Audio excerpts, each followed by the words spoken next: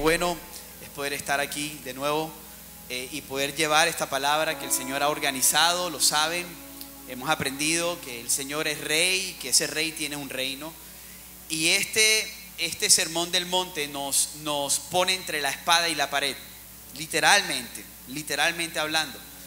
Porque grandes teólogos y grandes estudiosos por los años, a mí me gusta ver desde el año 100, desde que la iglesia se empezó a constituir, año 100 después de Cristo, años 200, 300, con Agustín, al que llaman San Agustín, y ellos pudieron estudiar mucho esta palabra y se pudieron dar cuenta que el sermón del monte es un espejo, como lo dijimos la semana pasada, pero también pone al cristiano entre la espada y la pared y nos hace reflexionar en qué es lo que nosotros estamos haciendo, cómo nosotros estamos viviendo la vida cristiana. Y al no cristiano lo ponen contra la espada y la pared y le hace entender: hey, amigo, tú dices que eres cristiano, pero no eres cristiano. Entonces te lo digo más suave. Al cristiano nos pone entre la espada y la pared y nos enseña que si realmente estamos viviendo y reflejando la luz de Cristo y siendo sal de la tierra, si realmente vivimos como cristianos, no mediocres, porque aquí se nos pone un estándar muy alto, y si Cristo nos dijo que teníamos que vivir de esta manera, nosotros podemos vivir de esta manera. No es algo que nos exceda. Podemos vivir porque ya no vive Rubén, sino que vive Cristo en Rubén, y el Espíritu Santo en Rubén puede vivir todo lo que está aquí escrito. Es para la vida diaria que se escribió este sermón del monte. Pero al no cristiano, yo oro de verdad desde mi corazón,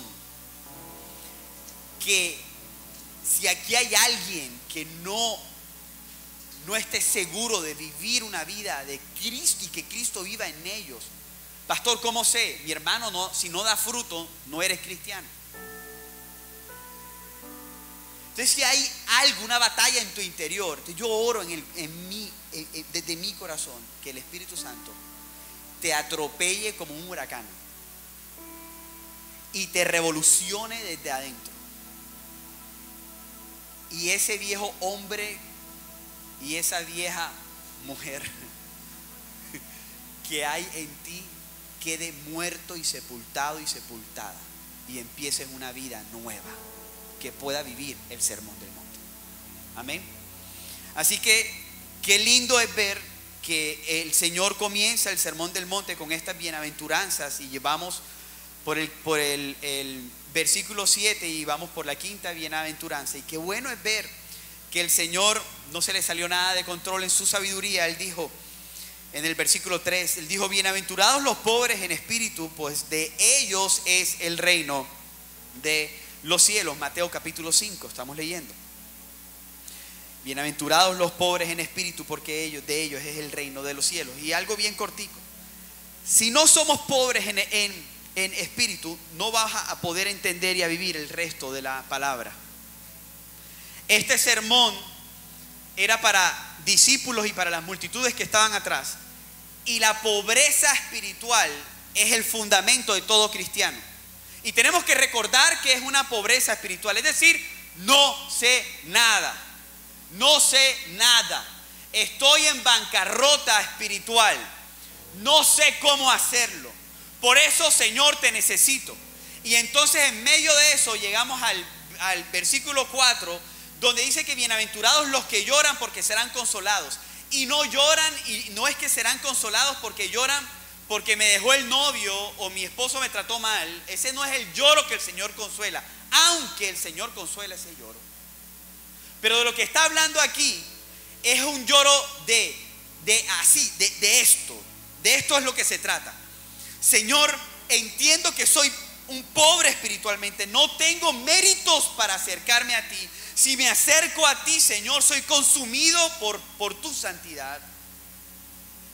Y empiezo a ver el por qué no me puedo acercar a Dios, y me doy cuenta que es por causa de mi pecado. Entonces, cuando me doy cuenta que es mi pecado el que me aleja de Dios y no me deja acercar a Dios, entonces empiezo a llorar, las lágrimas empiezan a salir.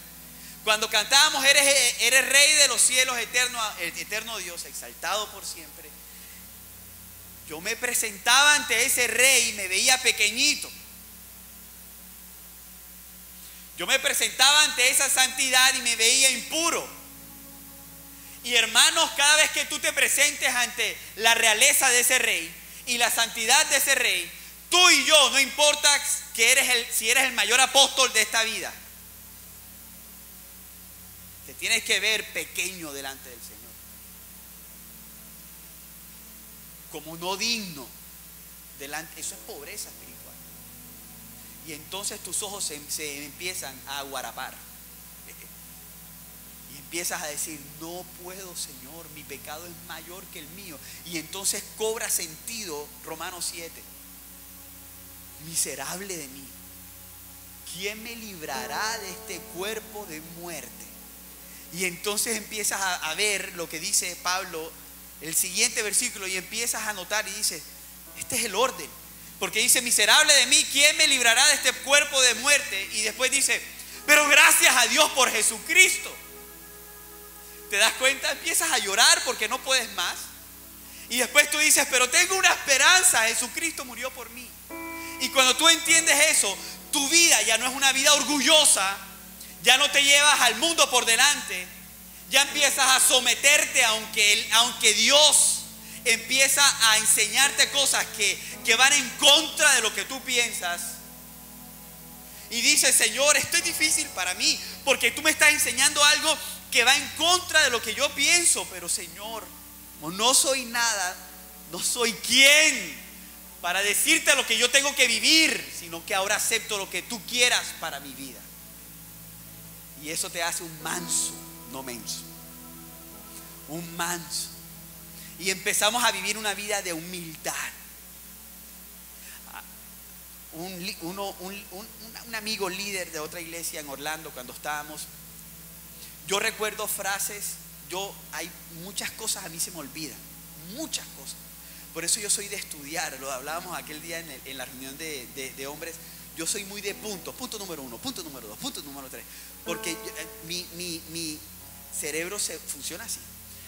Pero yo recuerdo frases, y este hombre, que no recuerdo el nombre, pero recuerdo la frase, estaba en mi casa comiendo con nosotros, pero no recuerdo el nombre.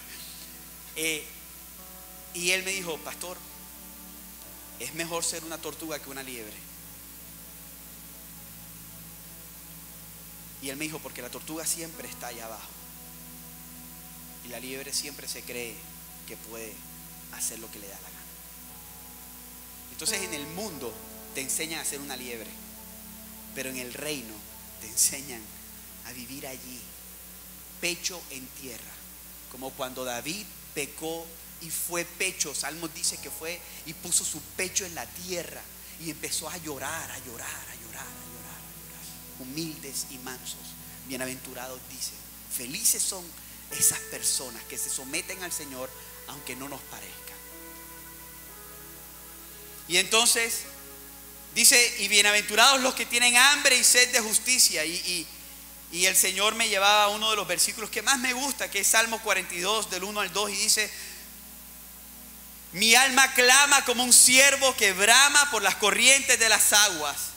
Así clama por ti, oh Dios, el alma mía. Mi alma tiene sed de ti. Salmo 42. Como el ciervo clama por las corrientes de las aguas, así clama, oh Dios, mi alma.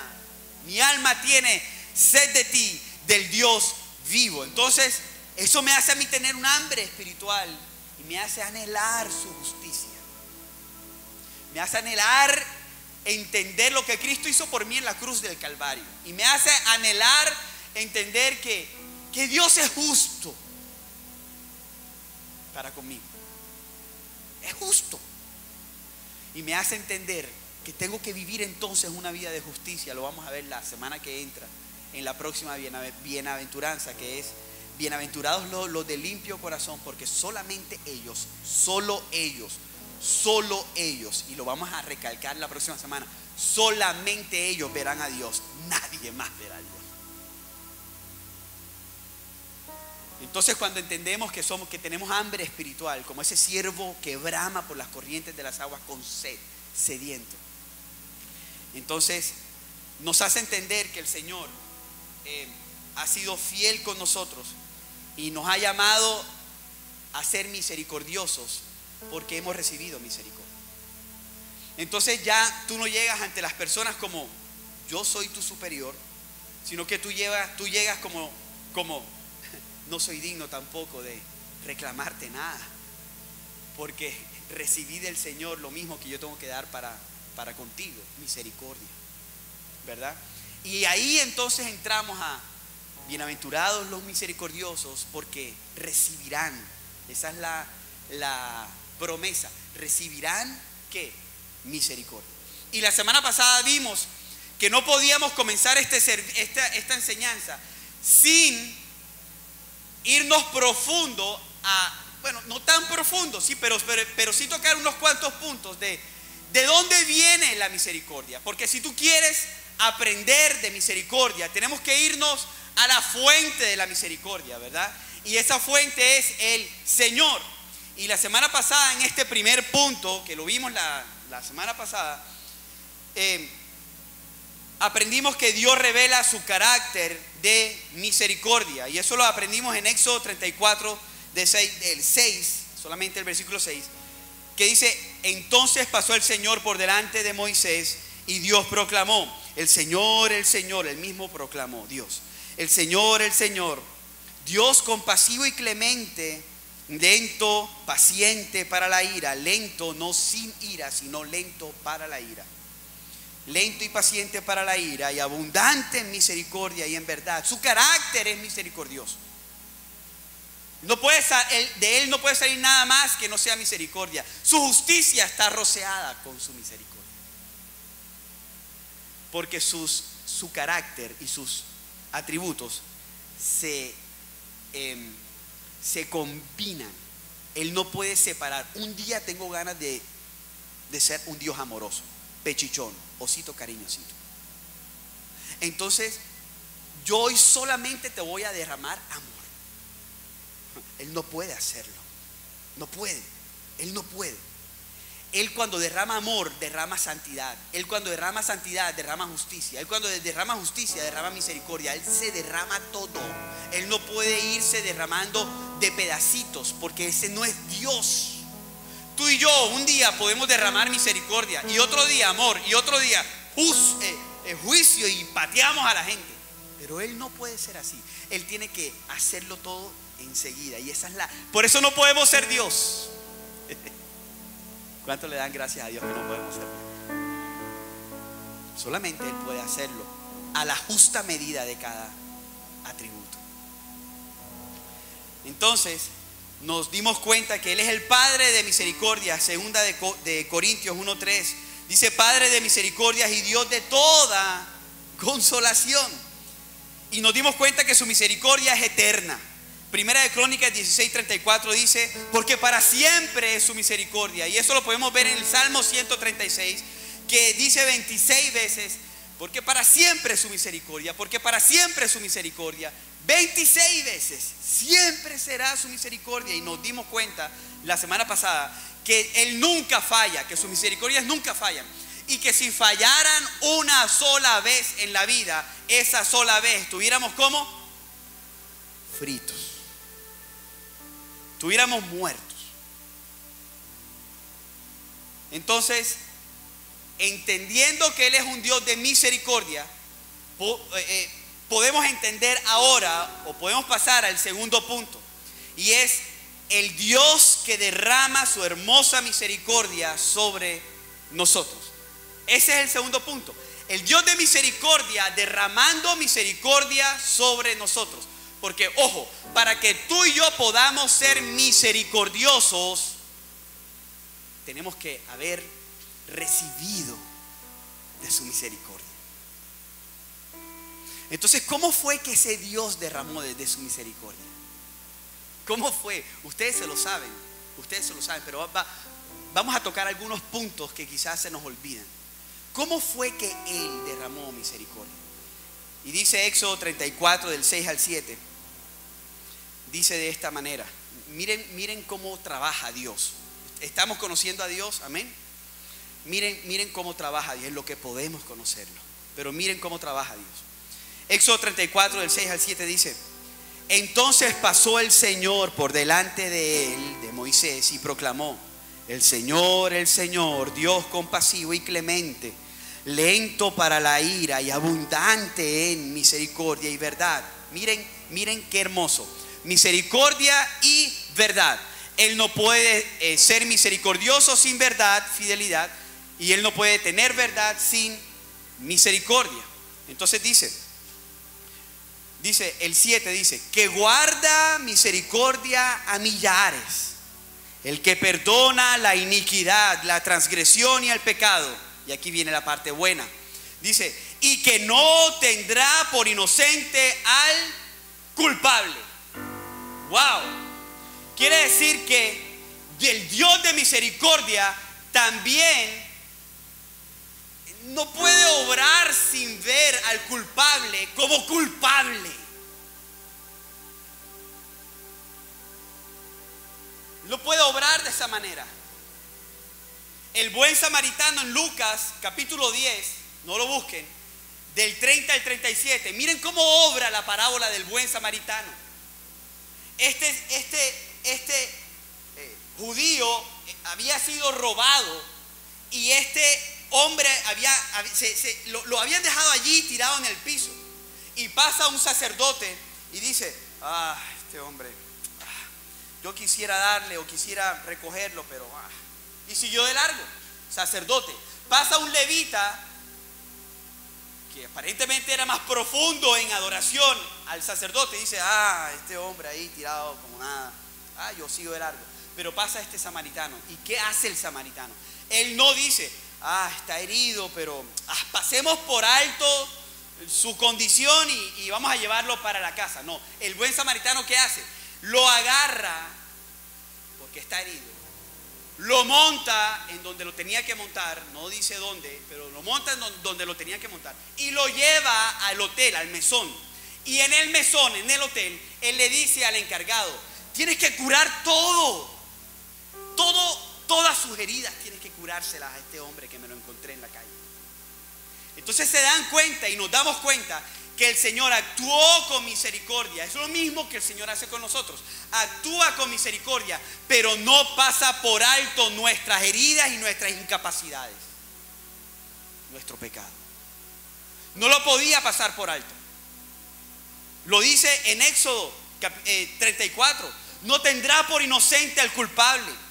Y la misericordia, un punto importante en esto, es que la misericordia no es tener una actitud de indiferencia hacia el pecado de los hombres. O sea, escúcheme bien, Él no es que te ve fornicando o te ve diciendo vulgaridad o te ve actuando orgulloso, prepotente, y dice: no te veo, no te veo, no te veo, no te veo, no te veo. Rubén, no lo veo, no lo veo, no lo veo, no lo veo, no lo veo. No, Él dice: imagínense cuántos papás hay aquí que ven a sus hijos discutir y tú jamás vas a decir: no te veo, no te veo, tengo orejas de pescado, no los escucho. No. Si nosotros vemos y nos duele: fulanito, si son hermanos, ¿por qué se tratan así? Y nos duele, Él no va a pasar por alto nuestro pecado. No lo va a pasar por alto. Y fue en la cruz entonces, en medio del dilema: ¿qué hago con esta gente? Si yo quiero derramar misericordia, pero yo soy un Dios justo que no da por inocente al culpable, ¿qué hago? Entonces, en su soberanía, vio una cruz. ¿Y sabes qué dijo Él en esa cruz? Allí se va a besar la justicia, mi justicia, con mi misericordia. Y fue en la cruz, amada iglesia, donde nuestra misericordia, el Dios de misericordia santo, intocable, entonces derramó su misericordia para nosotros, la que no merecíamos, para no darnos lo que merecíamos, su justicia. Y Él entonces derramó, Él se plació en cargar su justicia en alguien inocente para cargar su misericordia en los culpables. Y fue allí donde derramó misericordia. Él no tuvo indiferencia con mi pecado. Él la justició, pero no sobre mi vida, sino sobre una vida, sobre el justo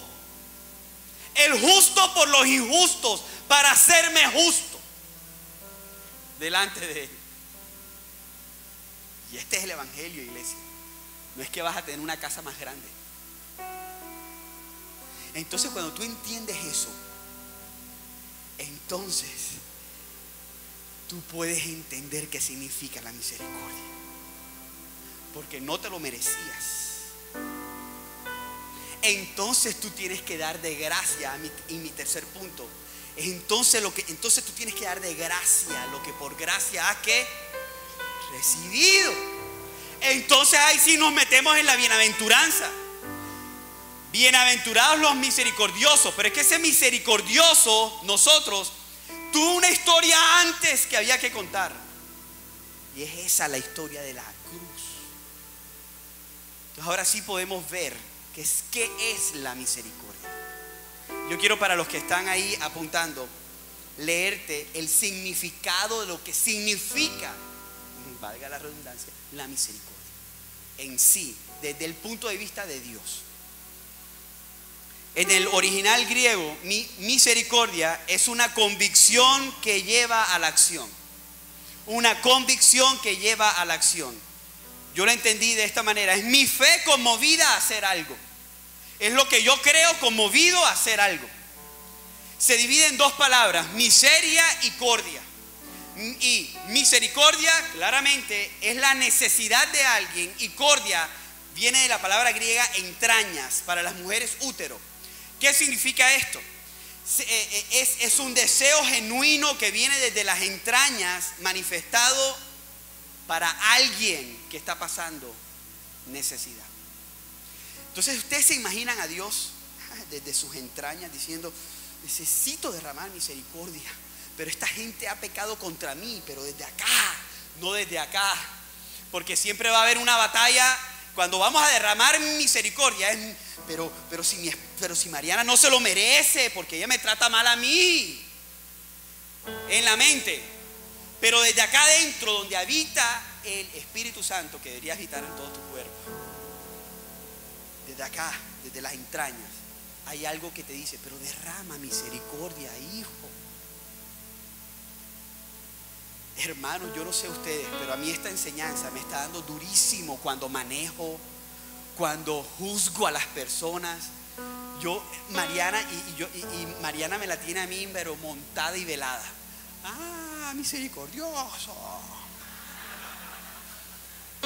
Y con eso vas a predicar el domingo. O sea, ayer, porque tenía indignación con alguien, y yo dije: pero es que se lo merece. O sea, que le salga todo mal. Pero mira, eso no es tener misericordia. Y yo: Señor, perdón. ¿Sabes que esa frasecita yo sabía que le iba a pasar? Eso no es misericordia. Se lo merece. Eso no es misericordia. Él se lo buscó. Eso no es misericordia. Te lo dije. Eso no es misericordia. Eso no es misericordia. Jesús no dijo: te lo dije, bandolero. Él no dijo eso. ¿Sí o no? Él no lo dijo. Él hizo algo. ¿Te das cuenta? Él no dijo nada, Isa. Él hizo algo. Él hizo algo. ¿Qué es misericordia? Hacer algo. Hacer algo. Por eso te tienes que preguntar, si yo no estoy haciendo algo, entonces una de dos: o no he recibido misericordia, o hago con la misericordia del Señor lo que me da la gana y soy un hijo rebelde.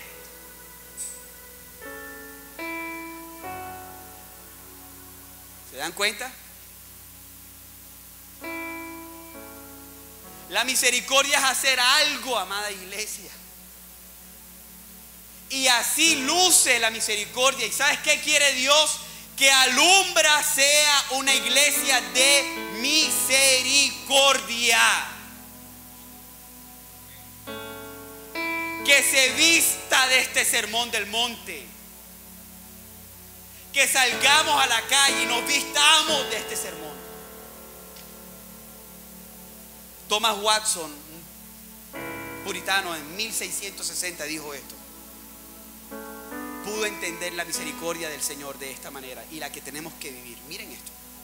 Dice: es una disposición derretidora, o sea, que te derrite por dentro, que considera rápidamente las miserias y dificultades de otro, estando presto en todo momento para ser instrumento de su bien. La misericordia no clama por sus derechos. Ahí sí nos dan duro, porque es que yo me lo merezco, pastor. La misericordia no clama por sus derechos, es más, cede a sus derechos para un bien superior.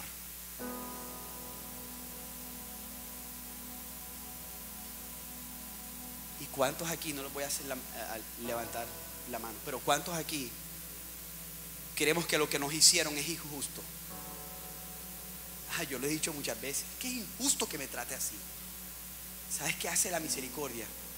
No mira la injusticia que me hicieron, sino que mira a la persona como un pecador igual que yo y digo: Señor, si tú derramaste para mí misericordia, entonces yo tengo que derramar misericordia para ella. ¿Te das cuenta? ¿Cuán lejos estás y estamos de vivir así? ¿Cuán lejos? Yo me he dado cuenta que estoy kilómetros de vivir una vida correcta. ¿Cuán lejos estás?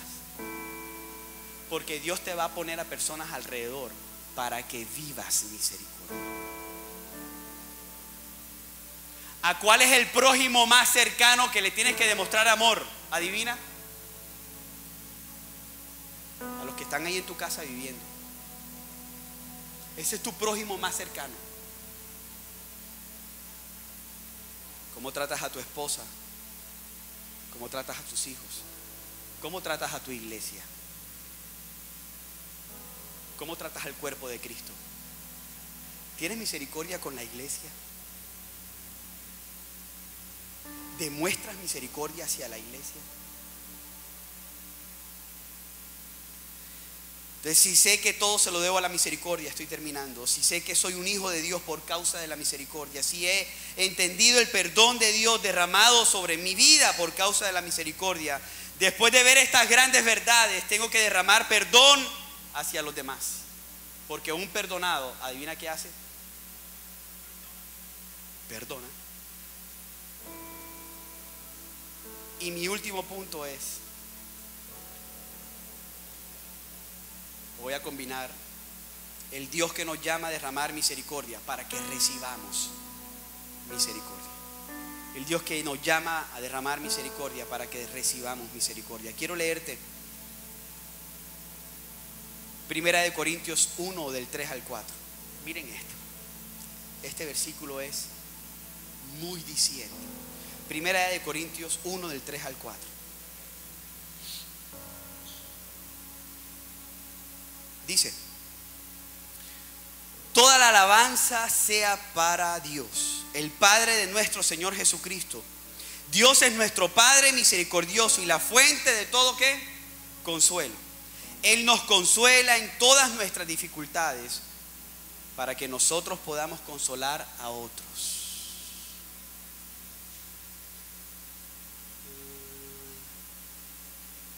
esa no es.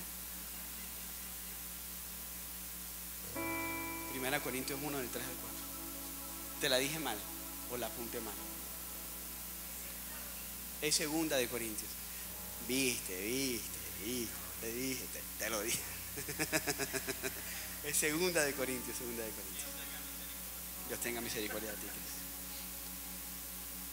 2 de Corintios. Dice, aquí está. Dice, bendito sea el Señor y Padre de nuestro Señor Jesucristo, Padre de misericordias y Dios de toda consolación, el cual nos consuela en todas nuestras tribulaciones, para que también nosotros podamos consolar a los que están en cualquier aflicción. O sea, Él nos consuela para que tú y yo podamos, ¿qué?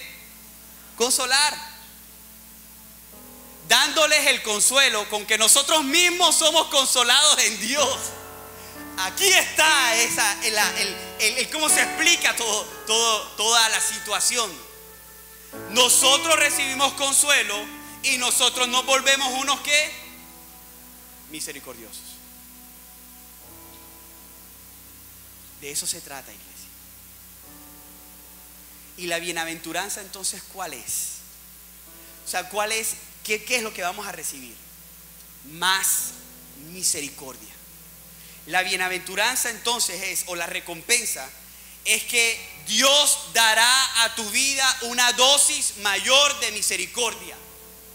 Cuando tú entiendes que has sido perdonado y perdonas, ¿sabes qué viene después? Dios te da más misericordia. Entonces el cristiano verdadero vive dentro de dos misericordias.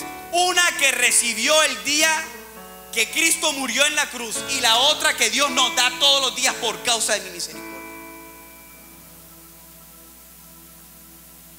Yo miro hacia atrás y veo misericordia.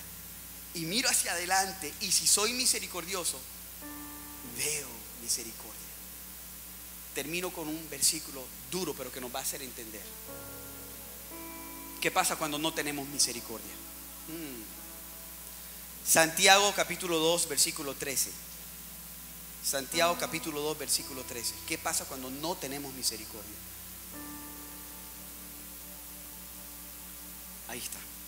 Dice, porque el juicio será sin misericordia. ¿Para quién?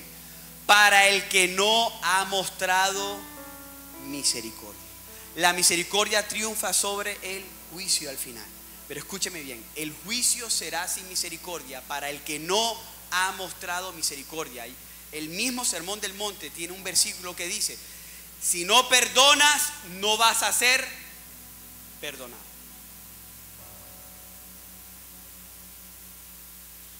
¿Y sabes por qué no perdonamos? Porque tenemos un yo muy grande. Nuestro yo es grandísimo y sobredimensiona la importancia de nuestras necesidades y disminuye las necesidades de los demás. Termino con este ejemplo. Supongamos que estamos en un barco y hay 500 personas en el barco y solamente 300 salvavidas, 300 salvavidas, y el barco se está hundiendo.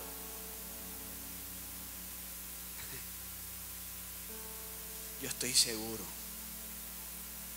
que ninguno de los que estamos aquí va a dejar el salvavidas de uno para dárselo a otra persona.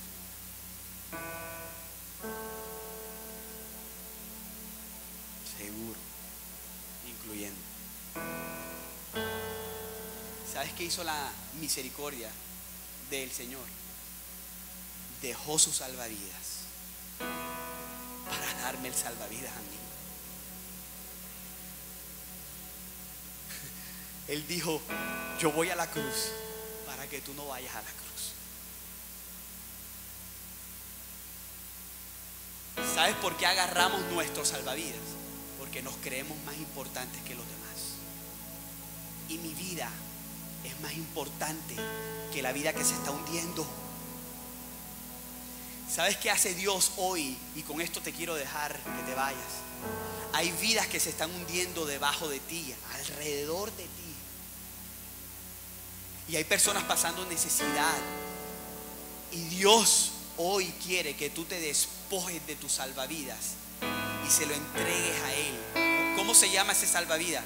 Misericordia.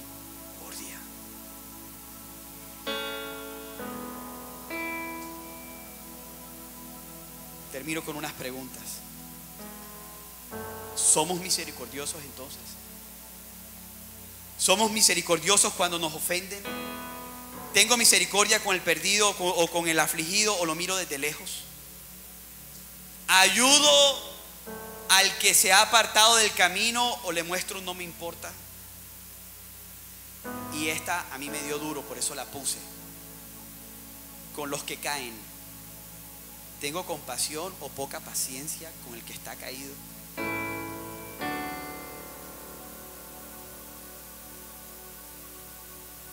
Si tu esposo te es infiel, ¿cómo vas a responder?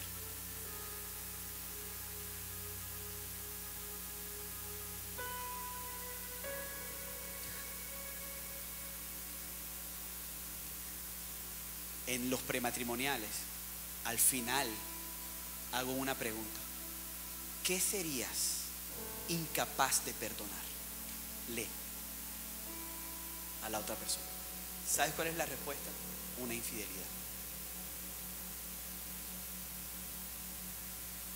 ¿Y sabes qué fue lo que Dios hizo con nosotros? Perdonar nuestras infidelidades. ¿Sabes cómo Dios vio a Israel? Como una prostituta, que no solamente se acostó con uno, sino con varios. Y Dios fue a buscarme mientras estaba prostituyéndome. Eso es misericordia. ¿Estamos dispuestos a vivir una vida de misericordia? Iglesia, levánteme la mano los que estén dispuestos a vivir una vida de misericordia. Duro, pero vamos a hacerlo porque el Espíritu Santo está en nosotros. Amén. Cierra tus ojos donde estás. Cierra tus ojos ahí donde estás.